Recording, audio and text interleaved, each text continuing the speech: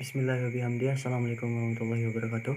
Pada kesempatan hari ini, kami dari kelompok 5 akan membahas terkait perencanaan pendidik dan tenaga kependidikan. Sebelum kita membahas terkait permasalahan atau topik pembicaraan kita pada hari ini, saya akan memperkenalkan terlebih dahulu anggota dari kelompok 5. Yang pertama saya sendiri, lalu Muhammad Alditya, kemudian ada Inka Sapitri, ada Ikromul Wirdi, Lulu Fahrani Walmarajan, Iras Sulastri, dan Julia Antasari. Baik, sebelum kita berbicara terlebih jauh lagi tentang perencanaan pendidik dan tenaga pendidikan, mari kita bahas terlebih dahulu mengenai apa sih atau apa definisi dari pendidik dan tenaga kependidikan. Kita mulai dari pendidik. Pendidik adalah merupakan tenaga profesional yang bertugas merencanakan dan melaksanakan proses pembelajaran, menilai hasil pembelajaran, melakukan pembimbingan dan pelatihan, serta melakukan penelitian dan pengabdian kepada masyarakat. Kemudian dalam pengertian yang lain, pendidik juga diartikan sebagai tenaga kependidikan yang berkualifikasi sebagai guru, dosen, konselor, guru pamong, tutor, instruktur, fasilitator, dan istilah-istilah lainnya. Istilah-istilah lainnya yang sesuai dengan kekhususannya, seperti berpartisipasi dalam penyelenggaraan pendidikan. Kemudian untuk pengertian dari istilah-istilah tersebut, yang pertama seperti dosen merupakan seseorang yang bertugas mengajar di jenjang perguruan tinggi. Kemudian ada guru pamong yang bertugas membimbing siswa secara aktif dan mandiri. Kemudian tutor adalah orang yang bertugas mendidik di lembaga non formal. Jadinya apabila kita tarik kesimpulan, pendidik itu adalah sebuah profesi yang terjun langsung dalam praktik pembelajaran, atau seseorang yang dikhususkan melakukan pembelajaran atau memberikan pembelajaran kepada siswa. Mereka pendidik ini adalah orang-orang yang secara teknis melakukan kegiatan pembelajaran di dalam kelas. Begitu. Kemudian selanjutnya kita ke tenaga kependidikan. Tenaga pendidik atau tenaga kependidikan adalah anggota masyarakat yang mengabdikan diri dan diangkat untuk menunjang penyelenggaraan pendidikan, atau dalam pengertian yang lain, tenaga kependidikan merupakan orang yang bertugas merencanakan, melaksanakan administrasi, pengelolaan, pengembangan, pengawasan, dan pelaksanaan teknis untuk menunjang proses pendidikan pada suatu satuan pendidikan.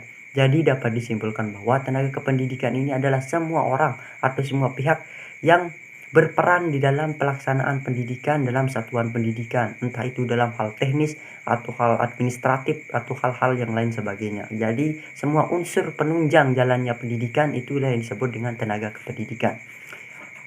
Jadi sekali lagi saya ulangi, pendidik adalah orang yang diberikan tugas untuk langsung terjun atau memiliki fungsi atau tugas khusus di bidang teknis, yakni melakukan pendidikan, pelatihan, dan pengawasan maupun evaluasi terhadap siswa dalam proses pembelajarannya.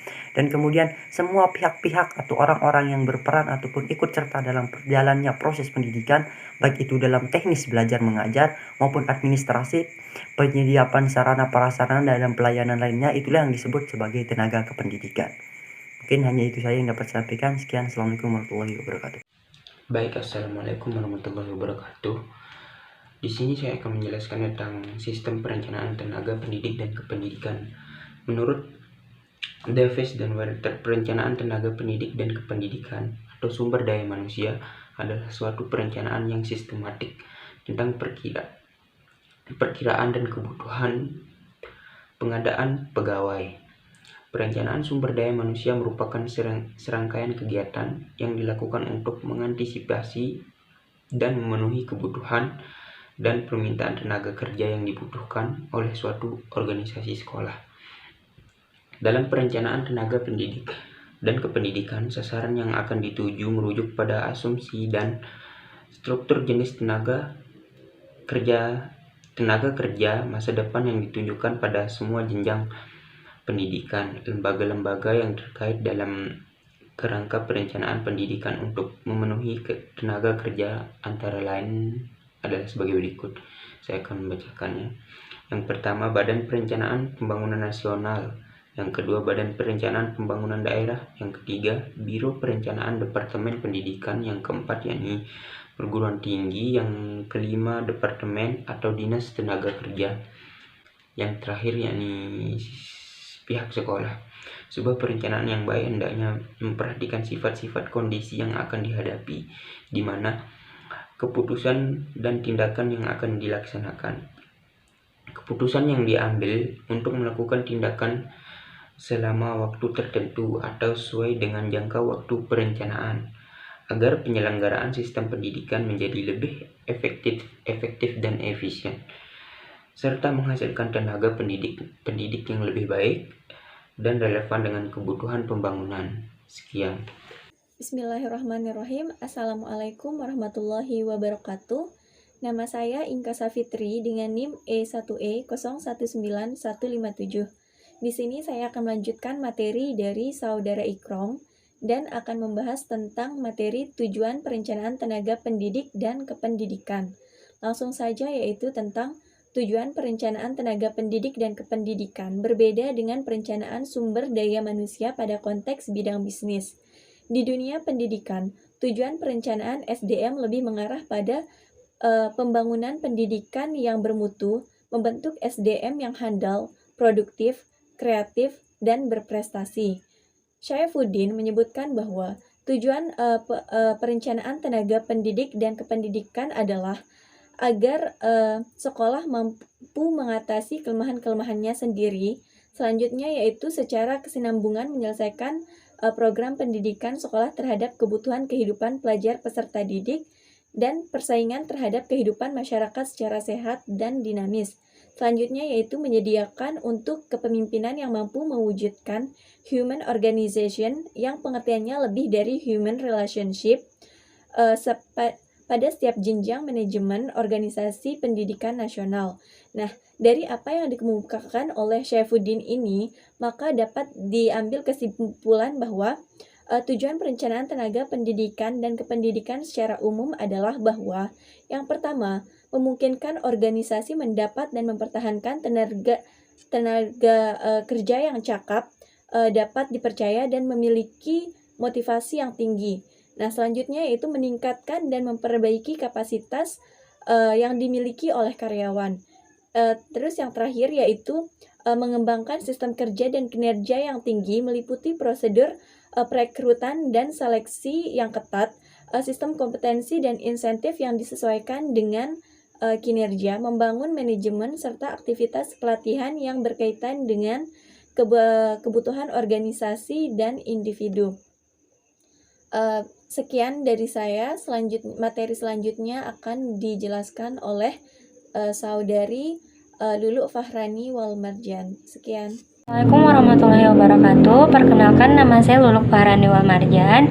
Jadi di sini saya ingin menjelaskan tentang tahapan perencanaan tenaga kependidikan. Jadi di dalam tahapan perencanaan tenaga kependidikan ini sendiri ada 5 poin utama. Yang pertama yaitu pengumpulan dan analisis data untuk meramalkan permintaan maupun persediaan tenaga kependidikan. Contohnya seperti sumber daya manusia bagi perencanaan di masa depan. Lalu yang kedua ada mengembangkan perencanaan sumber daya manusia. Yang ketiga, merancang dan mengimplementasikan program-program sehingga memudahkan organisasi untuk mencapai tujuan perencanaan. Lalu poin keempat ada mengawasi dan mengevaluasi program yang sedang berjalan. Lalu poin yang terakhir yaitu poin kelima, mengevaluasi dan perencanaan ulang. Jadi itu saja 5 poin yang dapat saya sampaikan. Lebih dan kurangnya saya mohon maaf. Wabillahi taufiq wal hidayah. Wassalamualaikum warahmatullahi wabarakatuh. Bismillahirrahmanirrahim. Assalamualaikum warahmatullahi wabarakatuh. Perkenalkan, nama saya Julia Antasari, NIM E1E019169. Di sini saya akan melanjutkan presentasi dari teman saya dengan materi strategi pembinaan pendidikan dan kependidikan. Pembinaan dapat diartikan sebagai upaya yang dilakukan oleh lembaga atau institusi untuk mempertahankan para pegawai agar tetap berada di lingkungan organisasi dan mengupayakan kedinamisan keterampilan, pengetahuan, serta untuk mempertahankan mutu kerja. Untuk melaksanakan pembinaan lembaga atau institusi dapat menyelenggarakan program-program seperti seminar, lokakarya, simposium, serta menerapkan sistem pembinaan seperti yang pertama sistem karir, yang kedua sistem prestasi kerja, yang ketiga sistem kenaikan pangkat. Namun, pembinaan juga dapat dilakukan secara mandiri dan cara kursus, membaca artikel, membaca buku, serta menggunakan internet sebagai media untuk menambah wawasan. Saya akan melanjutkan materi ke-6 yaitu strategi pengembangan tenaga pendidikan dan kependidikan. Pengembangan mempunyai jangkau yang lebih luas dalam upaya memperbaiki dan meningkatkan kompetensi yang dimiliki tenaga pendidikan dan kependidikan.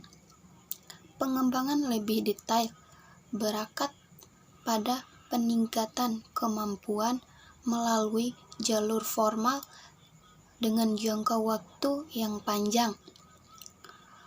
Pemberian kesempatan belajar yang desain guna membantu mengembangkan diri pada tenaga pendidikan dan kependidikan, di mana pengembangan diarah untuk menyimpan tenaga pendidikan atau kependidikan guna memegang tanggung jawab atas suatu jabatan atau pekerjaan di masyarakat akan datang. Berikut ini adalah strategi pengembangan tenaga pendidikan atau kependidikan.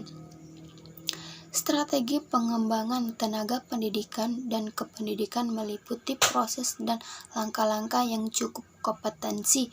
Meliputi yang pertama, analisis kerja. Analisis dilakukan dengan prosedur analisis kerja yang dipatut dimulai dengan melihat dan membandingkan antara kerja real tenaga pendidikan atau kependidikan dengan strategi kinerja yang sudah ditetapkan. Apakah ketidaksesuaian, maka selanjutnya dilakukan proses verifikasi terhadap masalah atau kendala-kendala yang mempengaruhi kinerja tenaga pendidikan atau kependidikan, dan proses bagaimana solusi untuk mencegah permasalahan atau kendala-kendala yang dihadapi. Pertama, analisis kebutuhan. Analisis kebutuhan mempengaruhi tenaga pendidikan kependidikan didasarkan pada hasil analisis kerja berdasarkan langkah-langkah perdulikasian, yaitu yang pertama, mengidentifikasi standar kinerja tenaga pendidikan dan kependidikan. Yang kedua, mengidentifikasi kinerja tenaga pendidikan dan kependidikan.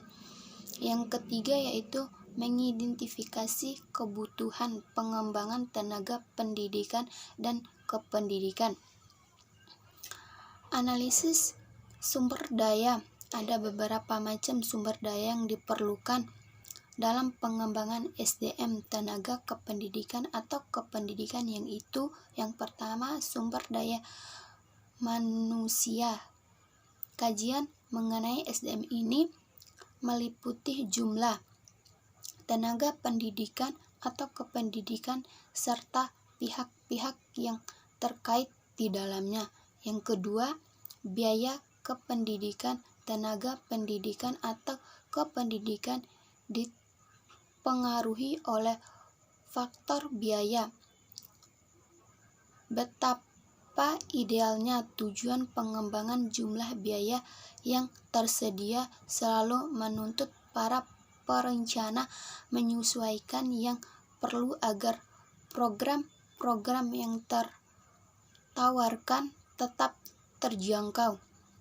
Yang ketiga, fasilitas, yaitu selain biaya, fasilitas mempunyai aspek yang turut mempengaruhi proses perencanaan atau pelaksanaan pengembangan tenaga pendidikan dan kependidikan. Yang dimaksud dengan fasilitas adalah memerlukan perpustakaan, laboratorium, media, alat-alat, praktek, dan buku-buku, dan lain-lain. Fasilitas pendukung, sarana, transportasi, alat-alat, pencegahan, dan lain-lain. Semakin lengkap fasilitas yang dimiliki, maka akan semakin mudah proses perencanaan atau pelaksanaan kegiatan pengembangan tenaga pendidikan.